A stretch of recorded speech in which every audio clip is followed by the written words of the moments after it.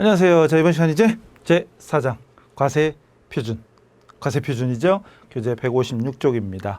과세표준에 대해서도 이론 문제로 나오는 경우가 만만치 않게 나오죠. 몇 번이야? 둘, 넷, 여섯, 7번인가요? 어쨌든 30번 중에 7번이면 20%가 넘어요. 10번에 2번 이상 나오는 겁니다. 한 번에 부가세가 3개밖에 안 나온다는 점을 감안하시면 결코 적은 거 아닙니다. 자, 과세표준. 과세표준 갑시다. 납세 의무자가 납부해야 될 세금을 산출하는 기초가 되는 과세 대상의 수량이나 금액, 수량이 될 수도 있고 금액이 될 수도 있고요. 과세표준이다. 이때 과세표준은 재화나 용역의 공급가액, 재화나 용역의 공급가, 회계로 따지면 매출액이죠. 회계로 따지면 매출액과 같습니다. 여기 내가 써놨네. 이 기업회계 기준상 매출액과 거의 일치한다. 써놨네요. 그 다음 공급 유형별 과세표준의 기본 원칙 1번. 자, 공급가액이 회계로 따진 매출액이고요. 여기에다 10% 세율을 적용하죠. 물론 빵프로도 있지만. 그리고 상대방으로부터 공급받는 자로부터 부가세를 10%를 거래징수에서 정부의 국가의 세무서에 갖다 내야 되죠. 거래징수. 과세표준의 원칙은 시가다. 공급가의 시가대로 판매하니까 그 시가가 과세표준 기본 원칙이다. 됐죠? 자, 그 다음 가로 2번. 이거 중요한 거지. 책에는 잠깐 표가 더 있구나. 표가 하나 있네요. 그 시가 밑에 금전으로 받았으면 그 대가, 돈 받은 거. 금전 이외의 대가로 받았으면 시가죠. 시가. 기타 특수관계장 거래도 역시 시가입니다. 돈으로 받았으면 그 대가.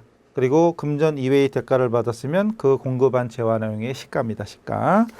그 다음에 이제 가로 2번에 표 엄청 중요한 게 나오죠. 과세표준에 포함하는 거와 포함하지 않는 거. 별표 9천억 개 같은 별표 3개 쳐놓으시고 이 부분 정리하셔야 되는데, 잠깐 그 표에 보면은 왼쪽은 과세표준에 포함하는 거고 오른쪽은 포함하지 않는 겁니다. 그럼 포함하는 게 있고 하지 않는 게 있다. 결국은 다 알아야 되지만 하나만 한다면 어떤 걸 해라? 하나만 해야 된다면 뭘 한다?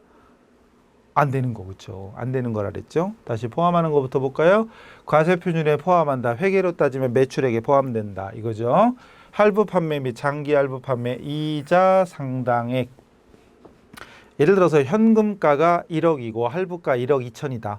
그럼 1억 2천이 과세표준인 거예요. 이자.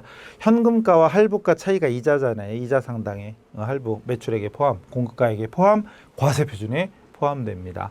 또 대가 일부로 받은 대가의 일부로 받은 보험료, 운송비, 포장비 이런 것들. 대가 일부.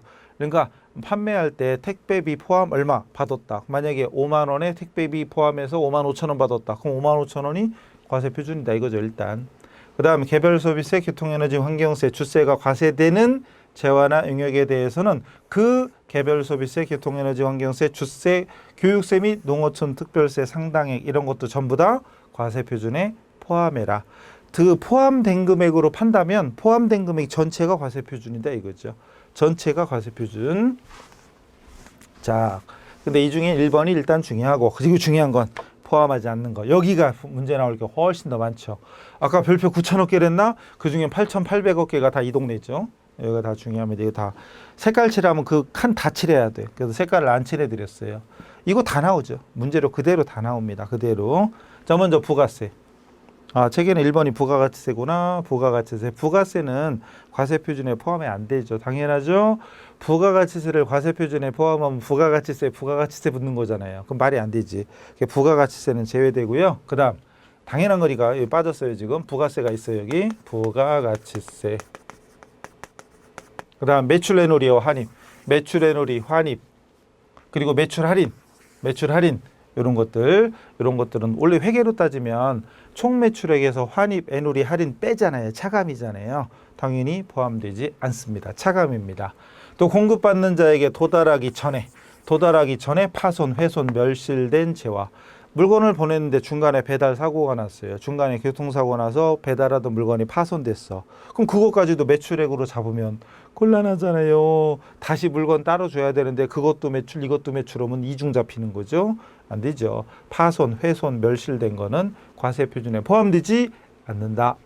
그 다음 재화나 용역의 공급과 직접 관련이 없는 국고보조금이나 공공보조금, 재화 용역과 상관이 없는 거를 받았다. 이런 것들 그러면 과세표준에 포함하지 않는다. 그 다음 계약 등에 의해서 확정된 대가가 지급이 지연돼서 지급받는 연체이자. 연체이자 받은 것도 매출액에 잡히냐? 아니다. 반환조건부. 반환조건부 용기대금 또는 포장에서 비닐봉지라든가 병에서 소주 한 병 얼마죠? 1,500원 잡죠. 1,500원에 팔았다. 병값까지. 근데 다시 가져오면 100원 돌려주기로 했어요. 그럼 1,500원이 공급가액이냐? 아니 공급가액이니까 과세표준. 1,500원이 과세표준이냐? 1,400원이 과세표준이냐? 1,400원 반환조건부. 돌려줄 부분은 과세표준이 아니다 이거죠. 1,400원이에요. 반환조건부. 근데 시험 볼 때는 앞에다가 비반환조건부 이런 식으로 B자 하나 더 집어넣어. 비반환조건부 쪽 그러면 순간적으로 헷갈려요. B자 들어가면 안 돼요. 반환조건부. 반환. 그 다음 대가와 구분기재한 봉사료, 종업원 봉사료 이런 것들은 과세표준에 포함하지 않는다. 대가와 구분기재. 여러분이 어디 뭐 호텔이나 아니면 어디 뭐 좋은 모르겠어요. 지금 비싼 데 가면 봉사료가 따로 기재된 데도 있어요. 봉사료 얼마. 따로 기재된 종업원 봉사료는 원래 종업원한테 줘야 되는 거죠. 원래는. 그 다음 어떻게 될지 모르겠으나 저들끼리 어떻게 하는지 모르겠으나 일단 구분기재된 봉사료는 매출액으로 잡히는 게 아니죠.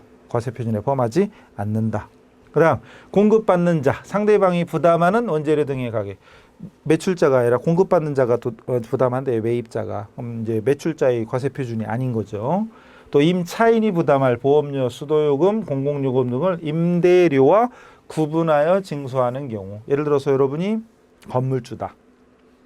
그럼 원룸 세를 줬어요. 세를 줬는데 임대료 받잖아요. 다달이. 근데 그거와 따로 수도 전기요금 이거 따로 받았다. 근데 수도 전기요금 이런 것들은 전부 다 자기가 갖는 게 아니죠. 건물주가 갖는 게 아니라 딴 데 갖다 내는 거잖아요. 받아서 내는 거니까 과세표준으로 잡히지 않는다 이거죠. 자, 과세표준에 포함하지 않는 거 엄청 중요한 거였어요.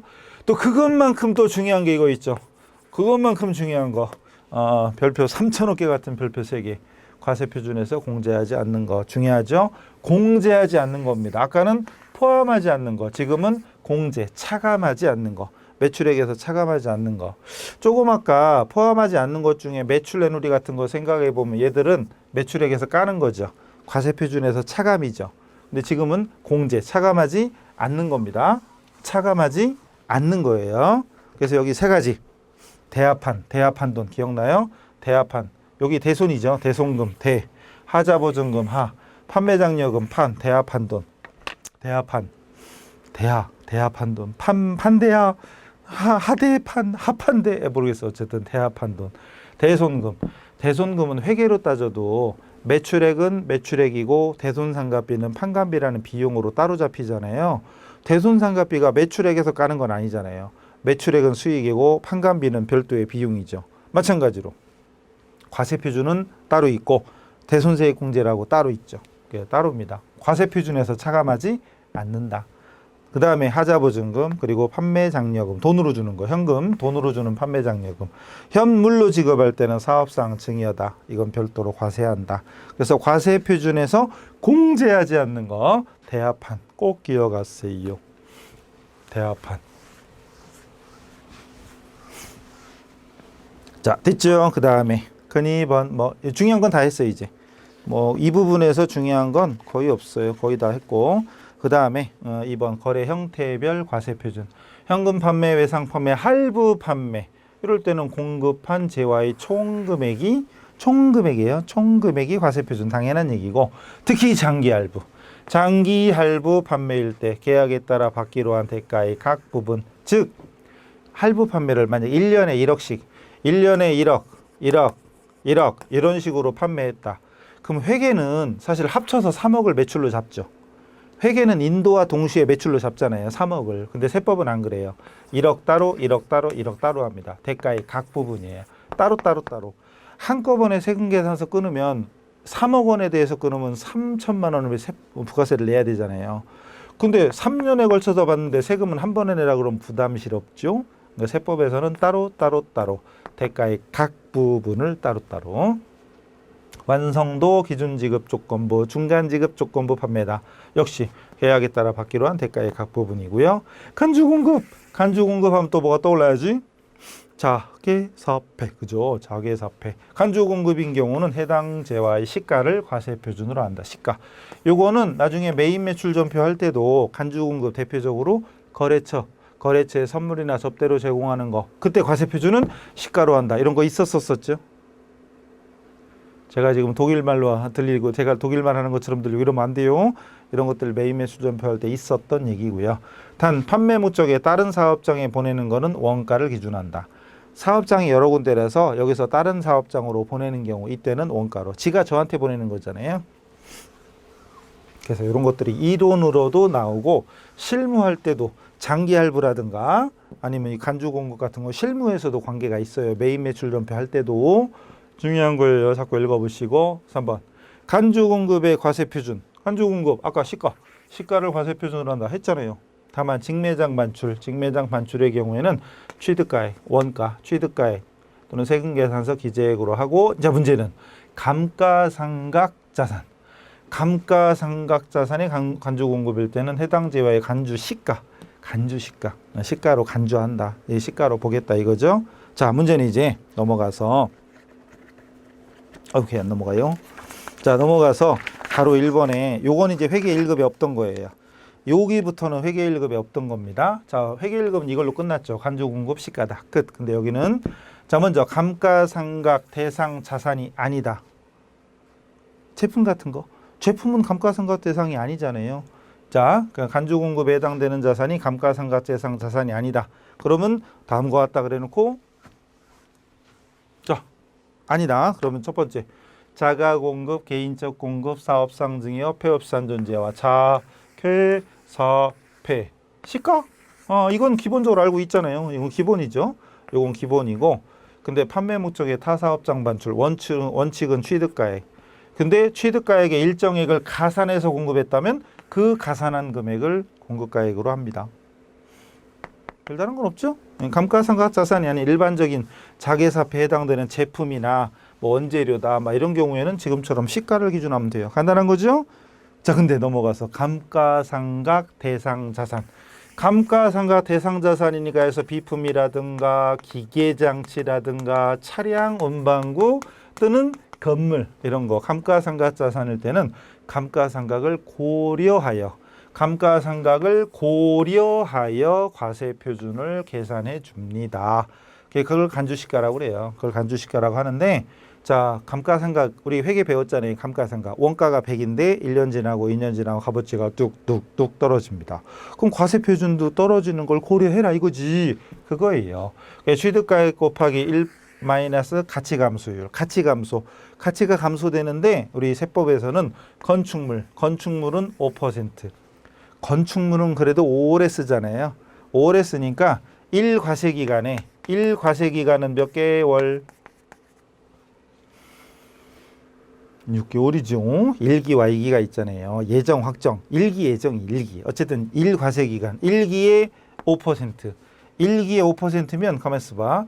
총 100% 잔존가액 없다고 생각하고 100%를 다 상각하려면 과세기간이 몇 개가 필요해요? 1기에 5%면. 총 100%가 되려면 이거 계산이 안 되면 안 돼요. 20과세기간이 필요하죠. 그죠? 1기에 5%니까 5, 20. 100%가 되는 거죠. 그럼 바꿔 말하면 결국은 10년이죠. 10년간 건축물은 10년 동안에 이렇게 값어치가 떨어지는 걸로 계산하는 것이고 건축물 이외의 나머지 기타는 25%. 역시 1과세기간입니다. 1과세기간이면 결국은 100%가 되려면 4과세기간이 필요하고 4과세기간은 결국은 2년이죠. 2년 동안 이렇게 계산해 줘라 이거죠. 경과된 과세기간, 1기 지나고 2기 지나고 3기 지나고 하면 할수록 그렇게 깎는 거죠. 금액이 줄어드는 겁니다. 원가 100에서 점점 줄어드니까. 그래서 기타 자산은 100이어서 100에서부터 시작해서 1기마다 25%씩 떨어져요. 100, 75, 50, 25, 빵 이렇게 되는 거지. 과세 표준이 줄어요. 그 다음에 건축물은 1기에 5%씩. 근데 건축물은 5%, 기타 자산은 25%.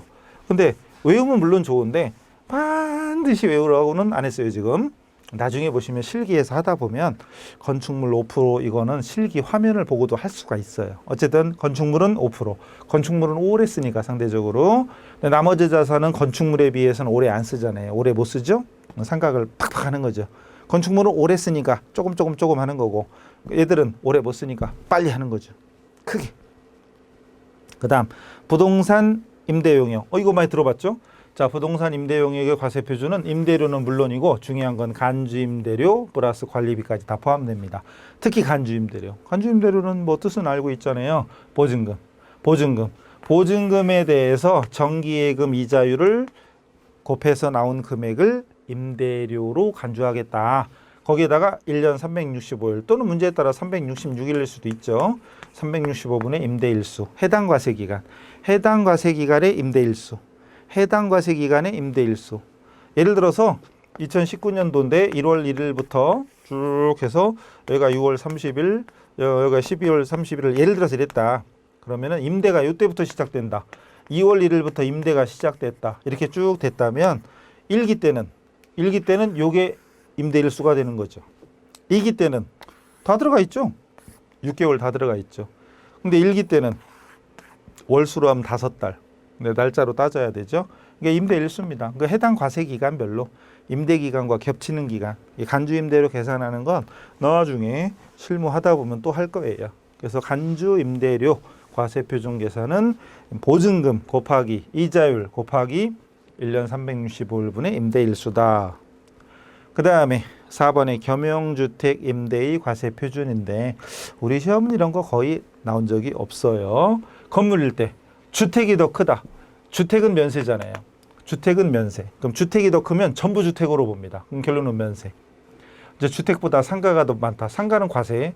상가가 많으면 주택만 주택입니다. 주택만 주택. 그럼 주택에 대해서는 면세.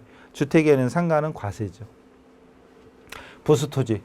주택에 부수된 토지, 도시구역, 도시계획구역이라고 이건 뭐 우리 세법학은 지금 필요 없으니까 도시계획구역 내에서는 5배까지, 외에서는 10배까지 부수토지를 인정합니다.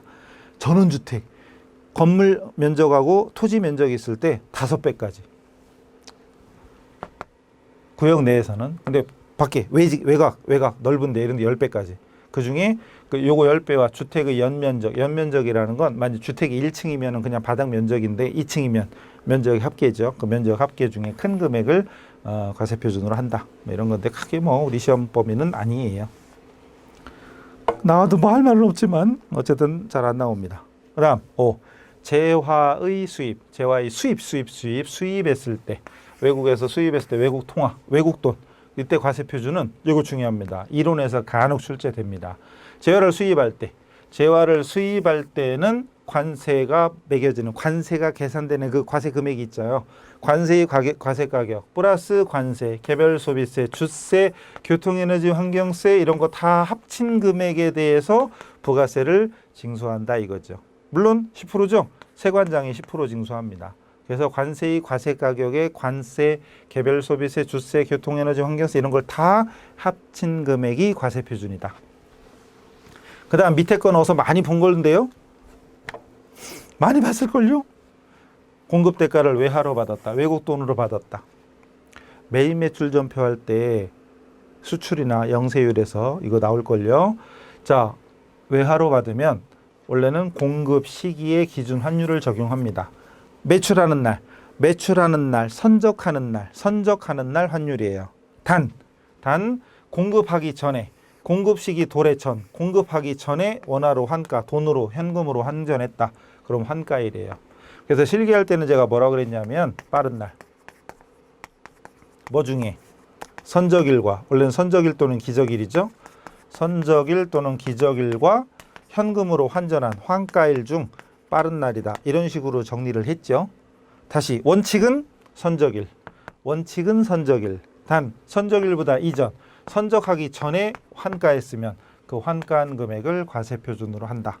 이건 메인 매출 전표할 때 했던 거잖아요. 그지요? 메인 매출 전표에도 계속 나왔던 겁니다.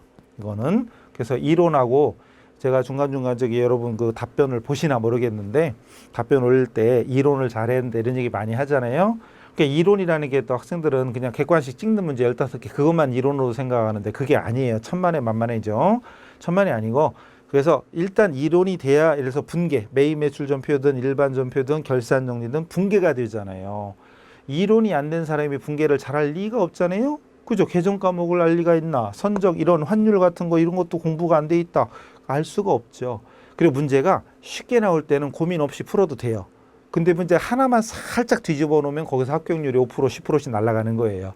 그때 그 날아가는 사람 중에 우리 학생은 없어야 될 거 아니에요? 그러니까 문제가 조금 어렵게 나와도 우리는 쉽게 풀 수 있게 해야지 조금만 글자 한자 바뀐다고 후루룩 떨어지고 이러면 안 되죠. 우리는 그런 약한 모습 보이지 맙시다. 자, 마지막. 세율은 당연히 10%입니다. 다만 영세율 적용되는 일부에 대해서는 0%입니다. 나머지는 특별한 게 없어요. 자, 이래서 네, 과세 표준은 여기까지 마치도록 하겠습니다. 자, 그래서 뭐 이 정도 하고요. 나머지는 또 내용이 바뀌죠. 네, 끊었다 갑시다. 그래서 과세 표준, 특히 객관식 문제에서 많이 나올 게 있고, 그리고 부가세 실무랑 관련된 것도 중간중간 있었죠. 10% 이런 거 말할 것도 없고요. 자, 그런 거 참조하셔서 정리하세요. 저버리지 시키고 그리고 복습 좀 잠깐 한 다음에 뵙죠. 수고하셨습니다.